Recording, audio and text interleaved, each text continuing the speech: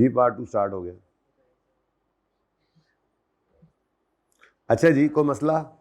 इसको फिर आपने बस इधर से एक बार पढ़ के वहीं से ही याद रखना है। अच्छा जी, उसके बाद हमारा फ्रेमवर्क जो है वो फाइनेंशियल स्टेटमेंट्स की कुछ क्वालिटीज़ के बारे में बताता है कि इसके अंदर फाइनेंशियल स्टेटमेंट्स में ये क्वालिटीज़ होनी चाहिए, ठीक है। उसमें बेसिक 2 क्वालिटीज़ बताता है। असल में तो 2 ही क्वालिटीज़ इसको चाहिए, लेकिन उन क्वालिटीज़ को फिर अचीव करने के लिए या यूं कह लें एनहेंस करने के लिए फिर कुछ और क्वालिटीज़ बताता है। जैसे मैं ये चाहता हूं कि आप पर्चा पास करें, ये आपकी एक क्वालिटी होनी चाहिए। अब उस क्वालिटी को इन्हेंस करने के लिए मज़ीद क्या क्वालिटी होनी चाहिए? आपको जो है वो दिन में 12-13 घंटे 14 घंटे बैठ के पढ़ना है, आपको जो है अटेंटिवली पढ़ना है, और आपने जो है वो सेशन की सारी क्लासेस लेनी है। ये स्टार्ट में बता रहा हूँ, ठीक है, सेशन में ये करना है, ठीक है, और टेस्ट देने हैं, छुट्टियाँ नहीं करनी हैं, गोलियाँ नहीं करानी हैं, ठीक है। अब ये क्या है? एनहेंसिंग क्वालिटीज़ है, ठीक है। असल तो आपकी क्वालिटी होनी चाहिए आपका पेपर अच्छा हो। तो ये आपकी क्वालिटी कब आएगी? जब कुछ और क्वालिटीज़ होंगी आपके अंदर। तो ये अंग्रेजियां नहीं पढ़नी, यहाँ से मैं एक लाइन पढ़ाऊंगा, आपने ये पिक्चर ले लेनी। Qualities of financial statements, financial information की वो क्वालिटीज जो उसको यूजफुल बनाती हैं, वो क्या है? रेलेवेंस और फेथफुल रिप्रेजेंटेशन। रेलेवेंस, देखो रेलेवेंस बड़ी जरूरी है। इंफॉर्मेशन आपसे रेलेवेंट ना हो, आपके लिए कोई इंटरेस्ट नहीं होता उसके अंदर।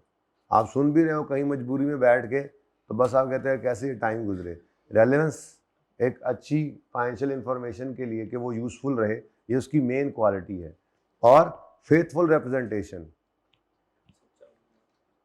फेथफुल रिप्रेजेंटेशन मतलब ये है कि जो उसमें हो, अगर मुझे यकीन है कि ये जो फाइनेंशियल स्टेटमेंट मेरे सामने है, ये आपको नहीं कह रहा, फाइनेंशियल में कह रहा हूँ, अगर मुझे यकीन है कि जो फाइनेंशियल मेरे सामने है इस वक्त ये गलत बनी हुई है, तो मेरे लिए क्या उनका कोई फ़ायदा है?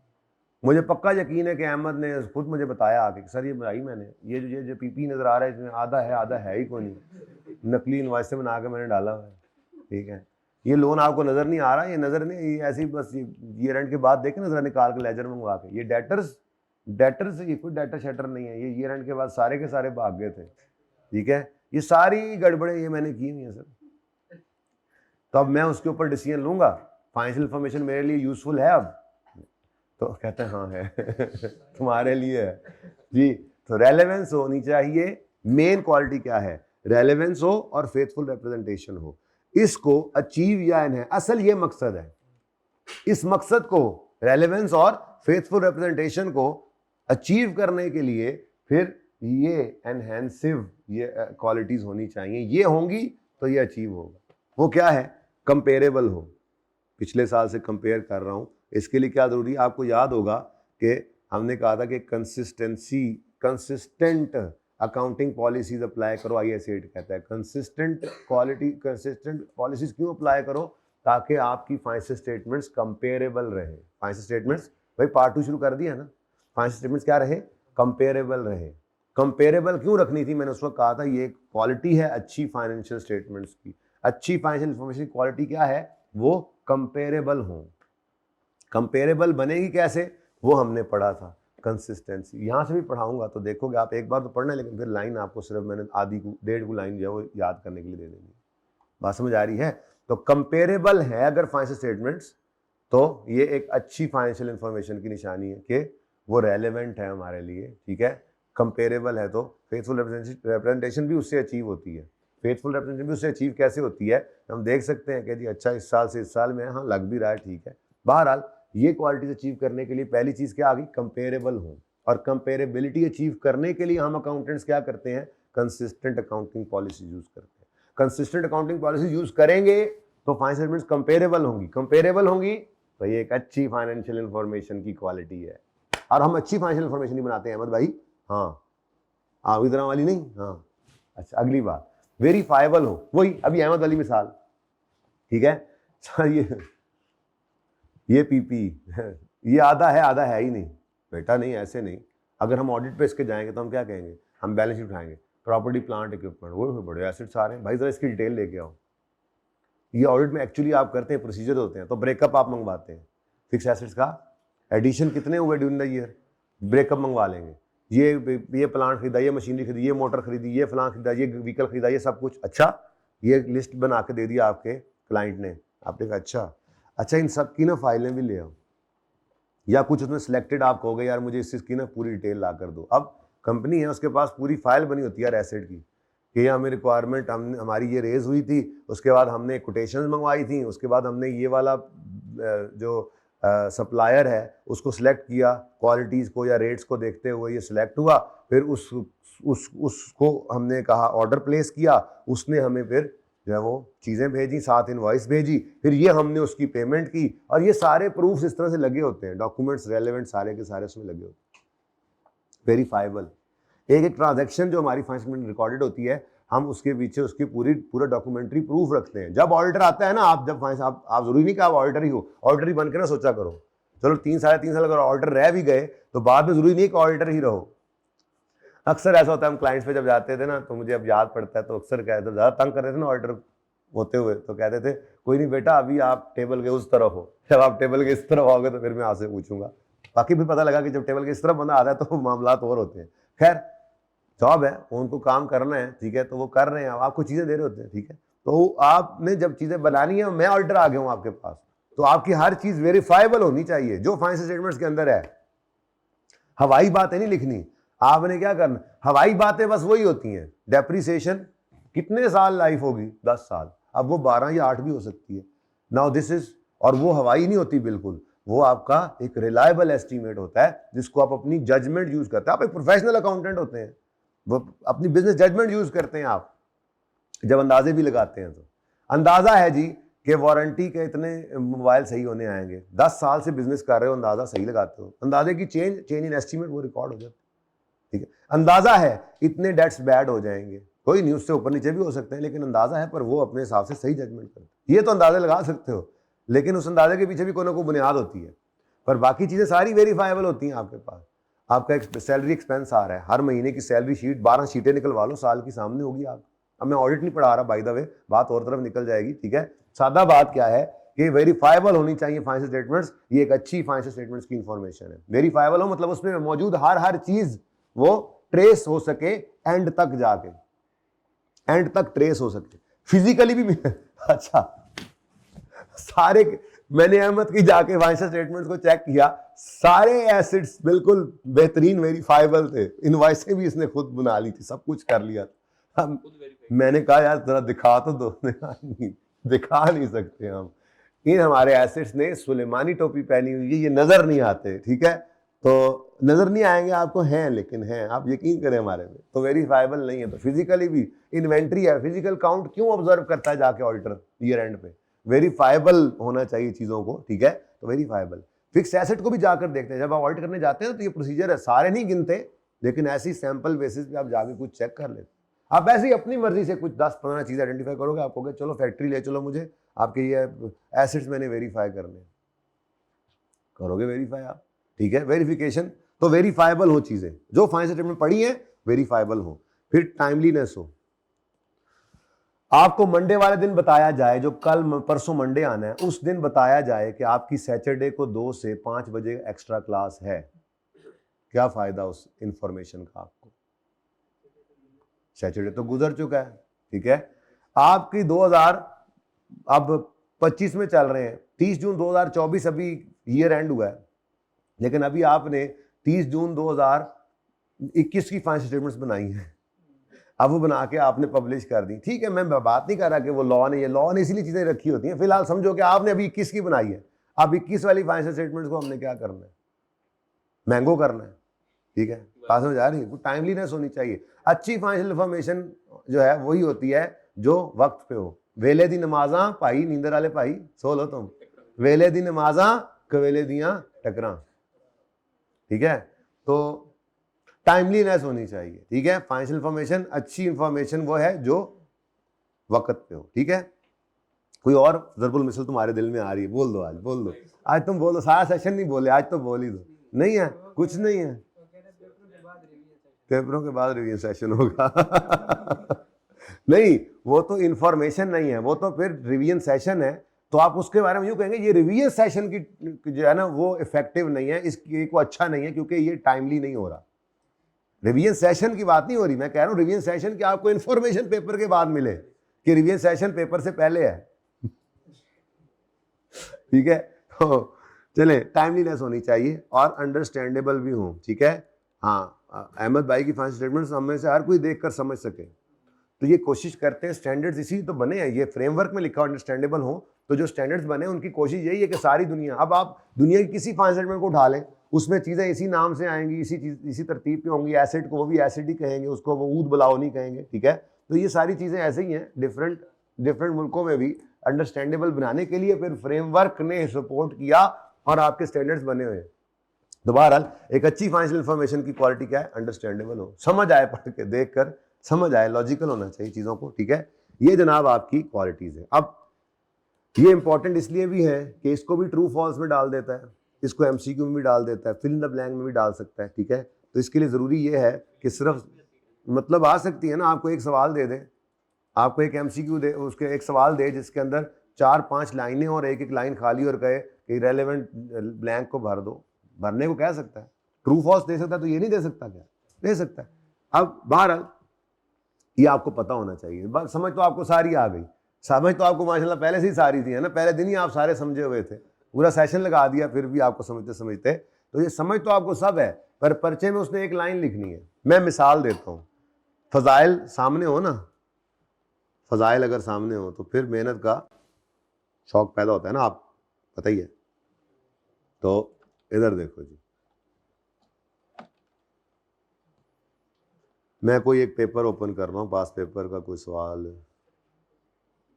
पता लगे ना आपको, पास पेपर में पता लगे ना आपको। ठीक है, वो 11, 13, 12 का था, ये देखो 2020 में आया हुआ है 6 नंबर का, मेजरमेंट बेसिस डिस्क्राइब कर दो। फिर 2022 में आया 7 नंबर का, आप क्या समझते हो ये आता नहीं है, ऐसे ही आता है। फिर 2023 में आया 4 नंबर का, 2024 में आया 6 नंबर का, आना चाहिए, देख लो। अच्छा, अब देखो भाई, मैं एक मिसाल समझाना है, ये सारे सवाल हमने करने हैं, पर अब फिलहाल मैं मिसाल समझाने हैं। इधर देखो, उसने कहा था ट्रू फॉल्स बताओ, ये देखो मिसाल के तौर पे एक आपने पढ़ भी लिया, income represents all increase in assets और decrease in liability that result in increase in equity, है ना, है ना? नहीं, अब आपको पता है, अब समझा तो था। अच्छा, ऐसे ही ये फॉल्स है, चलो अब जो हो जाए। To be perfectly faithful representation, a depiction would have 3 characteristics. It would be, ये जरा इधर से शुरू होना चाहिए, it would be ऐसे होना चाहिए था, अच्छा, it would be ऐसे चलना था, ठीक है ना, it would be complete, relevant and verifiable। अब faithful representation के लिए तो जो 3 characteristics हैं वो आपको पता नहीं, वो तो क्वालिटेटिव, उसकी एनहेंसिव क्वालिटीज हैं। अब ये कहाँ पे लिखा होना था, ये वहां से याद करना, ये वो 1-1.5 लाइन है जो मैंने आपको याद करवानी है, नजर आएगा इंशाल्लाह, टेंशन नहीं लेनी है। इधर देखो क्या चीज थी, उसने क्या बोला था, फेथफुल रिप्रेजेंटेशन। इधर देखो, ये अगर फेथफुल हो तो कंप्लीट हो, न्यूट्रल हो और फ्री फ्रॉम बायस हो। अब ये याद, सिर्फ ये तीन अंडरलाइन करूंगा, याद करने हैं अल्फाज। अब ये जब यहां से गुजरोगे तो आप पढ़ोगे, फेथफुल रिप्रेजेंटेशन के लिए क्या होना चाहिए, complete, neutral, free from error. Complete false, ऐसे है, मसला ये है। तो जितना कह रहा हूं वो बहुत जरूरी है, तो कह रहा हूं, वरना मुझे बिल्कुल आदत नहीं, आपको पता है, रटे लगवाने की। तो ये कोई 1-1.5 लाइन आपको याद करनी पड़ेगी, ठीक है। अब वो 1-1.5 लाइन में आपको सारों में से दिखाने लगूं, ठीक है, सही है। किसके ये नोट छोटे हो तो रहे हैं, किताब में जब 4 लाइनें रह जाएंगी एक सफ़े पे, तो वो तुम्हारे नोट्स ही हैं, अपने बना लो नोट्स। आगे वो 5 सफ़े दे के मैं परेशान हूँ ज़हनी तौर पे, पता है, परेशान इसलिए हो कि पता नहीं वो कहाँ गया, वो कह रहा था मेरा गुम गया, वो कह रहा, किताब के अंदर हो ना चीज़, उसी के ऊपर आप अपने नोट्स बनाओ ना, ठीक है। फिर वो सुनो सुनो सुनो, मिल गया, मुबारक हो। कितना साफ सुथरा सफ़ा है इसका, देखो खाली खुली, बहुत साफ ही है, इसको मैं साफ ही कहूँगा। अच्छा सुनो, इधर देखो, requirement of a standard over rights requirement of framework. Standard की रिक्वायरमेंट्स कॉन्सेप्चुअल फ्रेमवर्क को ओवरराइड कर सकती हैं। बिल्कुल कर सकती हैं, यही तो मैंने कहा है। अगर कभी कंट्राडिक्शन आ जाए तो फिर IFRS यानी स्टैंडर्ड क्या करेगा, प्रिवेल करेगा। ठीक है, वैसे पता नहीं इसका जवाब क्या है, लेकिन इसका मेरे हिसाब से ट्रू है। चलो बहरहाल देख लेंगे जब आएंगे तो। ठीक है, इस सवाल पे आना है। तो ये छोटी छोटी बातें हैं, लेकिन ये भूलती नहीं आपको इंशाल्लाह। पर इतना मेहरबानी करिएगा कि जितनी बार 2 रिवीजन करें बेशक पर्चे में, तो 2 दफा इस चैप्टर को भी इतना ही पढ़ना जितना इस दफा पढ़ा रहा हूँ। 3 दफा करें तो हर रिवीजन में इसको कर लेना, और पेपर डे से पहले जैसे रेशोज वाले सफ़े को देखना, वैसे ही इसको भी सिर्फ एक नज़र डालनी है। लगेगा ये कि कुछ नहीं याद, सब याद है, सिर्फ एक नज़र गुजार लेना। ठीक है, आ जाओ, ये ज़रूरी है। देखो देखो फजाइल सामने आ गए, तो इसको मैं ज़रा आपको इंफॉर्मेशन अगर यूजफुल डिसीजन मेकिंग के लिए होनी है, तो उसके लिए क्या होना चाहिए कि information must have certain characteristics in order for it to be useful for decision making. ठीक है, जिसके अंदर फंडामेंटल क्वालिटेटिव, इसको हाईलाइट नहीं करना अभी, ये तो मैं वैसे बता रहा हूँ, ये मैंने आपको बताया। फंडामेंटल क्वालिटेटिव और एनहेंसिंग क्वालिटेटिव कैरेक्टरिस्टिक्स। फंडामेंटल कौन सी है, फंडामेंटल कौन सी है, रेलेवेंस। फंडामेंटल कौन सी है, फेथफुल रिप्रेजेंटेशन, इसको ट्रू एंड फेयर व्यू भी कहते हैं। और फिर ये देखो फंडामेंटल थी, ये फंडामेंटल है, रेलेवेंस और फेथफुल रिप्रेजेंटेशन। और फिर इनको एनहेंस करने वाली एनहेंसिंग कौन सी है, कंपेरेबिलिटी, वेरीफाइबिलिटी और टाइमलीनेस और अंडरस्टैंडेबिलिटी। अब मेरे बच्चों, ये सब के बारे में एक एक आधी आधी लाइन आपको पता होनी चाहिए, ताकि पर्चे में अगर आ जाए वो बात सामने हो आपके। ठीक है, तो आ जाओ अब रेलेवेंस पे। तो relevance, relevant information is capable of making difference in decision made by users। ठीक है, बस उसके अलावा छोड़ो। इंफॉर्मेशन पढ़ के मैं लेकिन काट रहा हूँ। इंफॉर्मेशन में be capable of making difference in decision even if some users choose not to take advantage already. यार रहने दो, पढ़ो भी ना। आगे कहता है, अब ये CTM हो गया एक, ये येलो लाइन CTM हो गई। यहाँ पे क्या पता लग गया हमें कि रेलेवेंस कहते किसे। ठीक है, उसके बाद ये आप the relevant information is affected by it's materiality. Materiality, इसकी इंपॉर्टेंस, जितनी ज़्यादा मटीरियल बात होगी उतना ज़्यादा इफेक्ट करेगी। ठीक है, इंफॉर्मेशन इज मटीरियल। अब ये मटीरियलिटी की डेफिनेशन आ गई है, तो आप पक्का इंट्रो में पढ़ के आते हैं। इफ इसको गायब करना या गलत करना आपके डिसीजन को बदल दे। ठीक है, तो मैं बल्कि यूं कर लेता हूं, ज्यादा CTM जो है ना वो मैं ग्रीन करता हूं। ये रेलेवेंस डेफिनेशन आपने यहां पर याद की। उसके बाद relevance of information is affected by materiality. और मटीरियलिटी क्या है, मटीरियलिटी डिपेंड्स ऑन, मटीरियलिटी किसे कहते हैं, मटीरियलिटी कहते हैं कि अगर कोई चीज आपने इंक्लूड की है और गलत की है, या कोई चीज इंक्लूड नहीं की, ओमिट कर दी है, और इसका ओमिट होना या उसका मिस स्टेट होना ये आपके डिसीजन को बदल दे। यानी अगर वो चीज 5 में होती, आपका डिसीजन कुछ और होता, ओमिट हो गई, का डिसीजन बदल गया।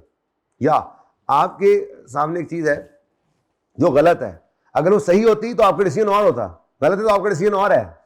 तो ये मटीरियल है आपके लिए इंफॉर्मेशन। ये क्या है आपके लिए, मटीरियल। ठीक है, तो साथ में थोड़ी सी मटीरियलिटी की भी डेफिनेशन आ गई। बहरहाल ये CTM है। अब ये बहुत थोड़ा होगा, देखना आप, मैं बहुत सारा आपको गायब करा दूंगा। जैसे ऊपर भी मैं सिर्फ आप कह रहा था पढ़ कर आ जाओ, ये थोड़ा बहुत तो करना पड़ेगा ना बेटा। तो अब आपने अगर अपने नोट्स बनाने हैं चानमाई, तो आप अपने रजिस्टर पे यूँ लिखोगे रेलेवेंस, और रेलेवेंस के आगे वो ग्रीन लाइन और ये ग्रीन लाइन लिख लेना बस। मटीरियलिटी का आपको पता होना चाहिए, जो मैंने लिखना था लिख दिया। क्या, इन्फॉर्मेशन इज मटीरियल इफ इसको ओमिट करना या मिसस्टेट करना या ऑब्सक्योर करना could influence decision that users make on the basis of findings। Decision को जो बदल दे, वो उसका आना या ना आना, उसका गलत आना, ये आपके डिसीजन को बदल दे। नहीं है, होता तो डिसीजन बदल जाता है, और गलत है, सही होता तो डिसीजन बदल जाता। जो ये मटीरियल है। ठीक है, नेक्स्ट फेथफुल रिप्रेजेंटेशन। जी येलो वाला भी आपका सारा ही CTM है। चलो ठीक है, अब क्या CTM करना है, असल में ग्रीन CTM है, मैं माजरत के साथ अर्ज कर दूं, और येलो को हर बार आपने रीड ओनली करना ज़रूर है। लेकिन अब हो गया ना एक बार, अब समझ आ गई। अब ज़िंदगी सारी में आपको ये बात याद रहनी चाहिए। अगर असल में ना रिप्रोड्यूस नहीं करवाता, आपको जुमला लिखेगा, आप पढ़ के समझ आ जाएगी। अब आपको पता है कि मटीरियल का क्या, मटीरियलिटी का क्या मतलब था। कि मटेरियल इन्फॉर्मेशन कब मटेरियल है, जब उसका मिट होना, उसका मिस स्टेट होना, ऑब्सक्योर होना आपके डिसीजन को इन्फ्लुएंस कर दे जो आपने उस इंफॉर्मेशन की बेस पे लेना। हो गया बस। तो हर बार इसको रीड ओनली कर लो। तो ग्रीन सीटीएम है, चलो हमारा रूल बन गया, और येलो क्या है, रीड ओनली। ठीक है जी, मैं इसको काटता नहीं हूं, yellow is read only. Okay, faithful representation. Faithful ये ग्रीन इसलिए कर रहा हूं कि ये ट्रू फॉल्स के अंदर आएगा। अब तुम उधर देखकर मुंह करके हंसना, फिर मैं डांट भी नहीं सकता भाई, इधर देख। ठीक है, चांद मेरे। Financial reports represent economic phenomena in words and numbers to be useful by financial information must not only represent relevant phenomena but it must also faithfully represent substance of phenomena। बस देखो, अभी वैसे आपने सही मानों में तो सब्सटेंस ओवर फॉर्म नहीं पढ़ा, आगे जाके पढ़ेंगे, लेकिन सादा सी मिसाल है। नहीं, सब्सटेंस ओवर फॉर्म का आपको पता है, लेकिन मैं मिसाल दे रहा हूँ। मिसाल के तौर पे भाई को गाड़ी की जरूरत पड़ी, भाई चले गए बैंक में, वहां पे जाकर उन्होंने लीज करा ली गाड़ी। अब गाड़ी किसके नाम होगी, बैंक के नाम। जब तक ये पैसे पूरे ना कर दे गाड़ी किसके नाम रहती है, बैंक के नाम। लेकिन आप FAR 2 में जाके एक स्टैंडर्ड पढ़ेंगे, IFRS 16 लीजेस, उसमें ये भाई जिस दिन एसेट गाड़ी लीज पर लेकर आएंगे, ये अपनी किताबों में उसकी एंट्री करेंगे, right of use debit lease liability credit. Right of use मतलब लीज्ड एसेट डेबिट, यूं कह रहा हूं आसान, अभी राइट ऑफ यूज छोड़ो, लीज्ड एसेट डेबिट और लायबिलिटी क्रेडिट। अब ये अपनी किताबों में एसेट क्यों डेबिट कर रहे हैं, एसेट तो इनके नाम ही नहीं है, ओनरशिप तो है ही नहीं। उसमें भी फिर IFRS 16 तो लंबे लंबे असूल बताए, टेस्ट लगाकर डिसाइड करते हैं हम कि ज़्यादातर रिस्क रिवॉर्ड इसी को ही ट्रांसफर हो गए होते हैं। खैर चले छोड़े, सादा बात यह है कि हम, और वो सारा IFRS 16 में ये जो सारी बात चल रही है, इसकी बुनियाद फ्रेमवर्क है, जिसने ये सब्सटेंस ओवर फॉर्म, क्या जी, सब्सटेंस ओवर फॉर्म का कॉन्सेप्ट दिया था। सब्सटेंस ओवर फॉर्म किसे कहते हैं, सब्सटेंस कहते हैं रियलिटी को, और फॉर्म लीगल फॉर्म। सब्सटेंस, हमारा अकाउंटेंट का नाम तो सुना होगा, इसको सुना तो होगा कम से कम इंट्रो में, यार कसम से ये इंट्रो में है। अब कुछ ने पढ़ा है कुछ ने नहीं पढ़ा, इसे तो मैं बता रहा हूं, इसे तो मैं तो पढ़ा रहा हूं। ठीक है, सब्सटेंस ओवर फॉर्म, सब्सटेंस कहते हैं, अच्छा पढ़ा होता है अहमद ने, लेकिन हर चीज पता क्या करता है, गुगू बन के। अच्छा जब मैं पूरी बात कर लेता हूं, ये बेसिकली ये चाह रहा होता है कि कहीं ये यूं कर दे और मैं मिस कर दूं। मैंने तो मिस अभी तो कुछ किया है सारे, मैंने पहले दिन कहा था मैं कहूंगा जरूर, पढ़ा हुआ है आपने, लेकिन मतलब ये कतन नहीं है कि मैं माफी दूंगा, मैं तो अपने हिसाब से कर लूंगा ताकि सारी क्लास एक फुटिंग पे आ जाए। ठीक है, तो सब्सटेंस ओवर फॉर्म, सब्सटेंस कहते हैं रियलिटी को, और फॉर्म मींस लीगल फॉर्म। अब जैसे मैंने अभी आपको एक एग्जांपल दी है, ये लीज वाली इंस्टॉलमेंट बेसिस वाली गाड़ी, ठीक है, मैं लीज का नाम नहीं लेता, मैं सेल ऑन इंस्टॉलमेंट बेसिस कहता हूं। ही जी, cell on instalment basis.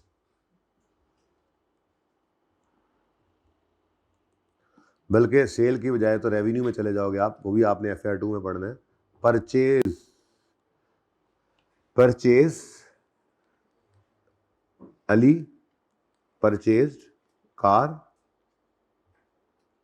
Ali purchased car on instalment, lease का लफ्ज फिर आप परेशान होंगे, on instalment basis, on instalments. अब जब अली ये गाड़ी खरीद कर लाता है ना जी, तो किस्तों पे इसके पास आ गई, और 5 साल के बाद गाड़ी इसी की हो जानी, सारी किस्तें पूरी हो जानी है। तो अली जिस दिन गाड़ी लेकर आता है, उस दिन अली अपनी किताबों के अंदर कार डेबिट कर लेता है, और दूसरी तरफ लायबिलिटी क्रेडिट कर लेता है। ठीक है, अब ये कार को इंशाल्लाह FAR 2 में जाके आप लीज्ड कार कहेंगे, बल्कि उससे भी आगे नाम रख दिया स्टैंडर्ड ने यार, राइट ऑफ यूज, वो वहीं जाके पढ़ना। आप ये पहले फिलहाल इसको पास करो, मैं आगे मंजिल दिखा रहा हूँ थोड़ी सी आपको, आगे जल्दी से हिम्मत करो, कोशिश करो, जज्बा। और जिंदगी आसान कितनी हो रही है, FAR 2 के 2 टॉपिक्स पढ़ के जा रहे हो, अगर खुदा न खासा यहाँ रह गए तो 3 नए टॉपिक्स आ रहे हैं। सिंगल एंट्री, उफ, IS 41 ये एग्रीकल्चर का, और IS 38 इंटेंजिबल का, ये इधर आ रहे हैं। करेक्शन सिर्फ निकल जाएगा, यानी नुकसान ही नुकसान है। FAR 1 में रुकना इस वक्त ज्यादा नुकसान है। क्यों? करेक्शन आपने जो पढ़ रखा है इतनी मेहनत करके, अगली बार वो निकल जाएगा।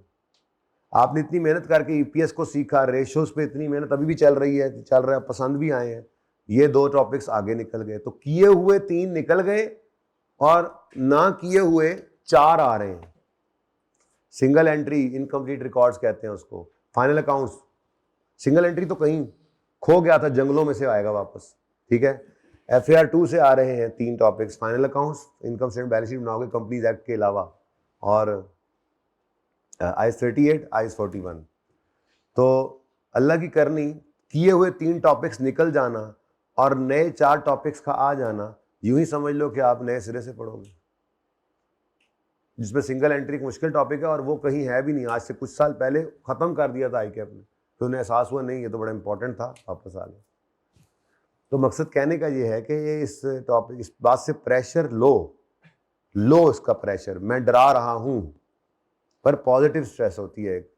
एक स्ट्रेस होती है नुकसानदेह वाली, एक स्ट्रेस कहते हैं, आप मैनेजमेंट में शायद कहीं पढ़ के आए हो या आगे पढ़ लें कहीं पे, एक कॉन्सेप्ट होता है मैनेजमेंट के अंदर, ये मैनेजमेंट स्टडीज के अंदर पॉजिटिव स्ट्रेस कहते हैं यू स्ट्रेस। आप स्ट्रेस नहीं, ये वाली यू स्ट्रेस, इसको पॉजिटिव स्ट्रेस कहते हैं। एक सर्टन लेवल ऑफ स्ट्रेस का होना काम करने के लिए वैसे भी जरूरी है, वरना हम करते ही नहीं है काम।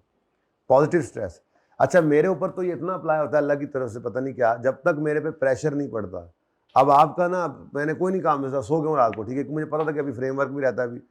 अभी जब मुझे रिवीजन के लिए तैयारी करनी शुरू करनी है ना, अब सुबह मेरी क्लास है ना, तो अब रात को फिर मैं सारी रात भी लगा दूंगा। रेशो तो पता था इस दफ़ा कि यार मैंने चेंज करना है, सोचा हुआ था स्टैंडर्ड सेशन के स्टार्ट से ही, लेकिन चलते चलते आखिर जिस दिन वो सफ़ा देना था उस एक रात, तो खैर ऐसा भी नहीं होना चाहिए। लेकिन बहरहाल एक पॉजिटिव लेवल ऑफ स्ट्रेस होती है तो आप काम करते हैं। तो मैं आपको स्ट्रेस दे रहा हूं ये थोड़ी सी, पर कौन सी वाली? पॉजिटिव वाली, यू स्ट्रेस, कि ये वो स्ट्रेस है जो आपको थोड़ा मोटिवेट करे, थोड़ा प्रेशर भी दे, थोड़ा मोटिवेट भी करे। ये अटेम्प्ट है, FAR 1 पास करो तो आगे जाओ। जब सब कुछ कर लिया है तो अब जो है बॉल आपके कोर्ट में है, नुकसान अब आपने करना है। अगर करना है तो इंशाल्लाह नहीं करेंगे, मुझे आप सबसे उम्मीद यही है। लेकिन अब छिक्का मारना 3 घंटे में ही गड़बड़ कर देते, 3 घंटे 15 मिनट में, पता नहीं क्या सारा सेशन मेहनत की, वहाँ पे गड़बड़ होगी। फिर अल्लाह से मांगते रहना है। लेकिन मैं ये थोड़ा सा आपको यू स्ट्रेस दे रहा हूँ, पॉजिटिव स्ट्रेस दे रहा हूँ, एक लेवल ऑफ स्ट्रेस हो जो आपको इस पर मोटिवेटेड रखे कि उस्ताद इतों निकलना है। फ़ायदे डबल हैं, एक तो 4 नए टॉपिक्स जो आएंगे उससे बच जाओगे, दूसरा आगे 2 किए हुए टॉपिक्स लेके जाओगे। सुभान अल्लाह, करोगे ना इंशाल्लाह मेहनत। कोई बच्चा आप में तो बचना ही नहीं चाहिए जो इधर इस पर्चे को दोबारा दे इंशाल्लाह। और मुश्किल नहीं है, खुदा के लिए पर्चे से पहले फेल ना हुआ करो, खास तौर पे फीमेल स्टूडेंट्स। पर्चे से पहले आधा फेल हो चुकी होती, डर से ये डर निकाल दो, आधा पास हो जाना है, बाकी आधा तो इंशाल्लाह पर्चे में आराम से बंदा हो ही जाता है। ठीक है, और भाई आप पर्चे से पहले फेल ना हुआ करें, ठीक है। दुनिया का एंड नहीं है ये CA और ये पर्चा और ये ICAP, कुछ नहीं है, यकीन माने, ये कुछ भी नहीं।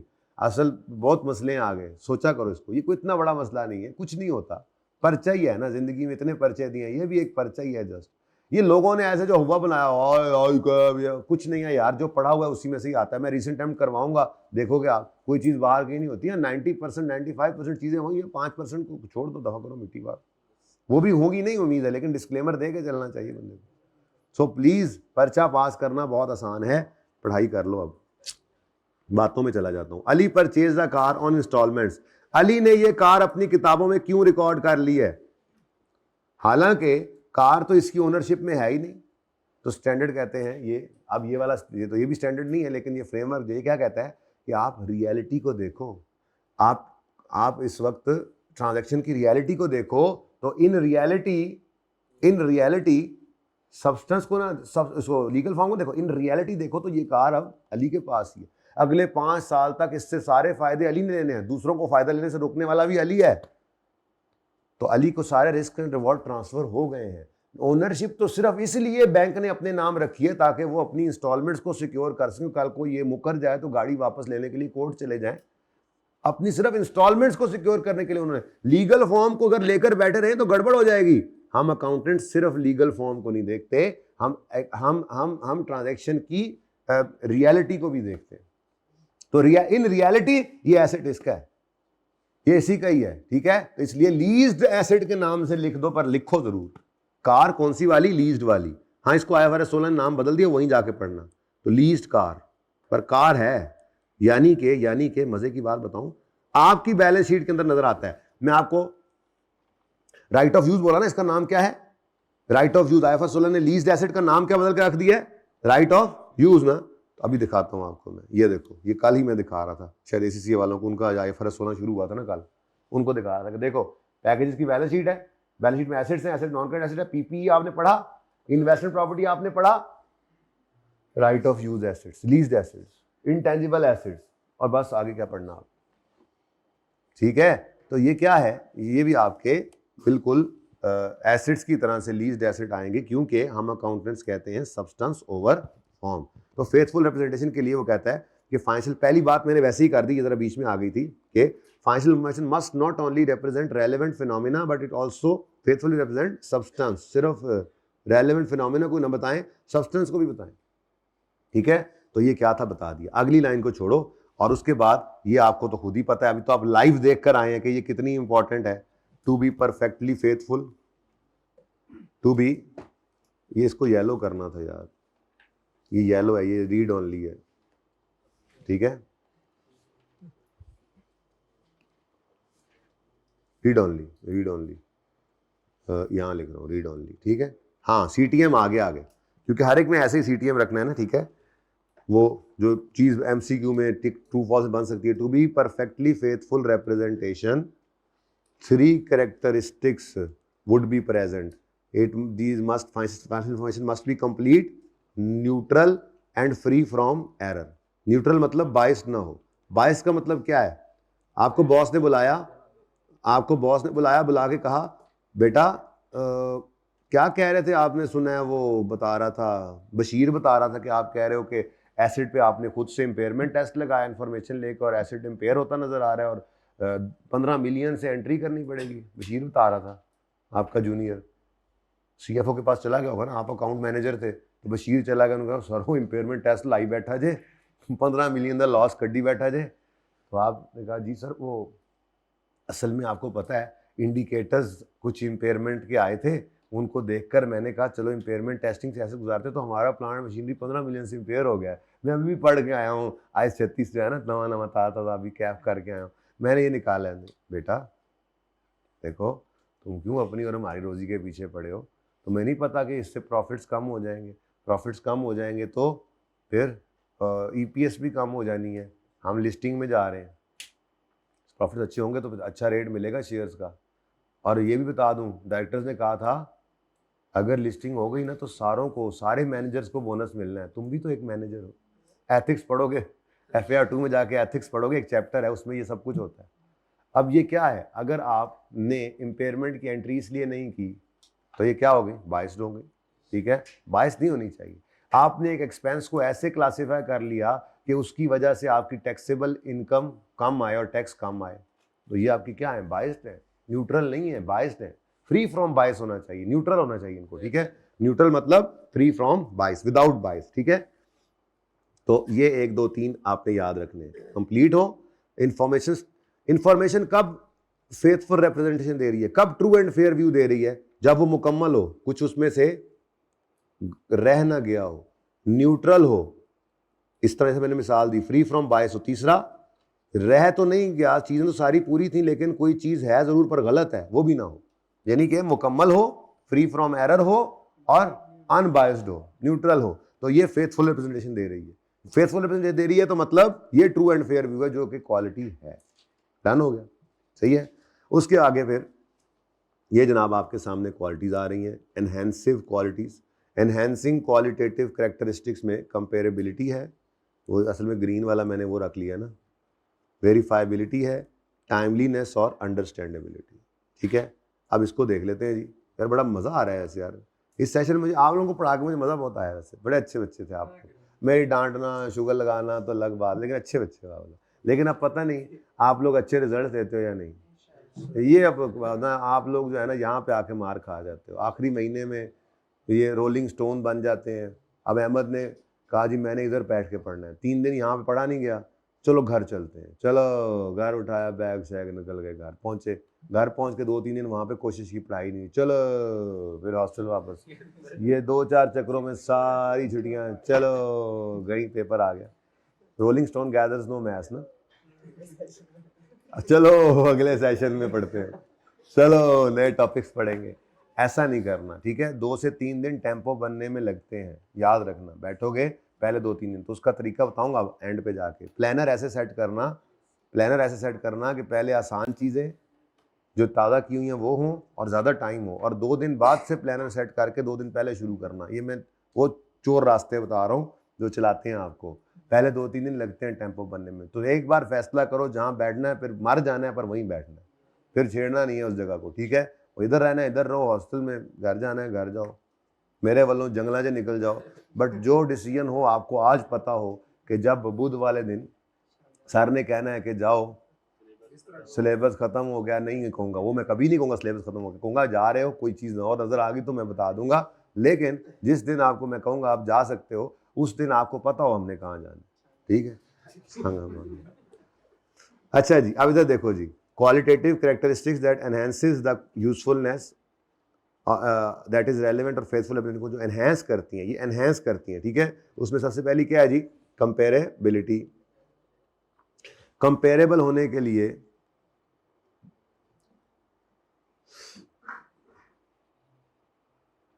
information about reporting entity is more useful if it can be compared with similar information about other entities and with similar information about the same entity of another period or date। ये भी ratio में पढ़ के आ रहे हैं। तो कहता है इंफॉर्मेशन रिपोर्टिंग एंटिटी की ज़्यादा यूजफुल तब है जब उसको किसी और से भी कंपेयर कर सको, अपने पिछले साल से भी कंपेयर कर सको, वो तभी यूजफुल है ना ज़्यादा।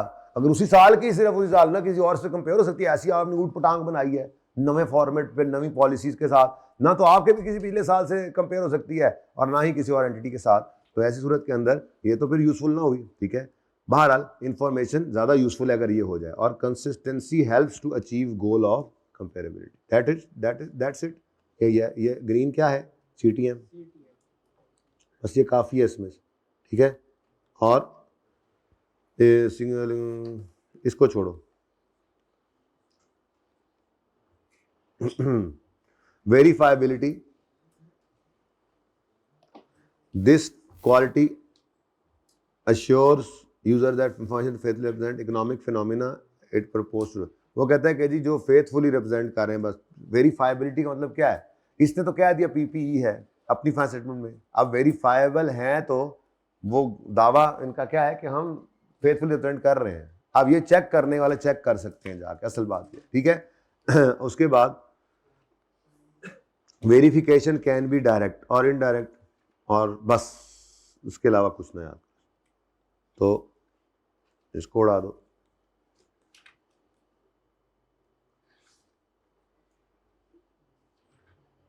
ठीक है, और ये जो हो गया ये ग्रीन और ग्रीन, ये आपका CTM।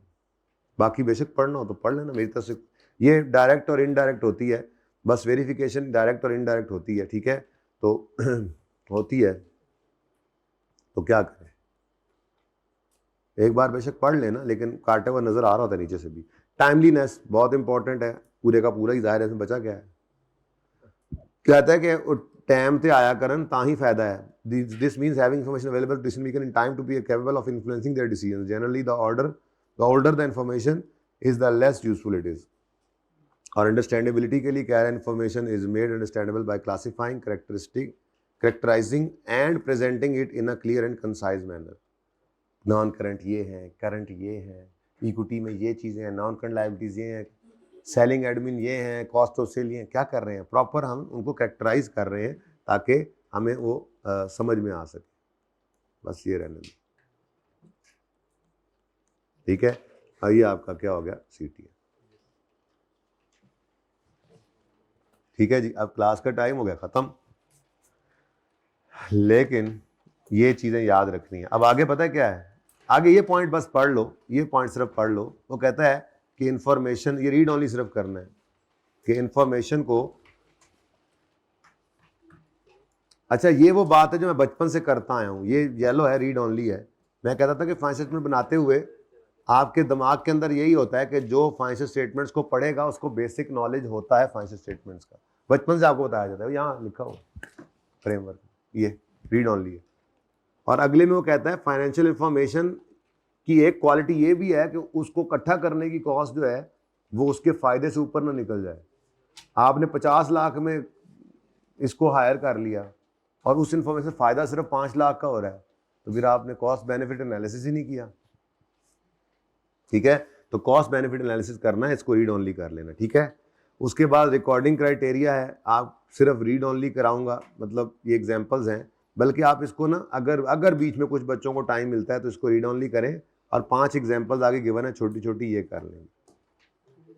ठीक है, 4 हैं मेजरमेंट एलिमेंट्स के, ये मैंने लिखे हुए हैं, ये अब मैं अगली क्लास में आपको दिखाऊंगा। ठीक है, क्योंकि पढ़ाने भी हैं, तो फिर यहाँ से लेकर यहाँ तक वो सारा टेबल हो गया और ये फिर रीड ऑनली, तो ये सारा कुछ मैंने वहाँ पर लिख दिया। ठीक है, फिर इसकी एग्जांपल करेंगे और फ्रेमवर्क में सिर्फ कैपिटल मेंटेनेंस रह जाएगा। ठीक है, ओके, अल्लाह हाफिज़।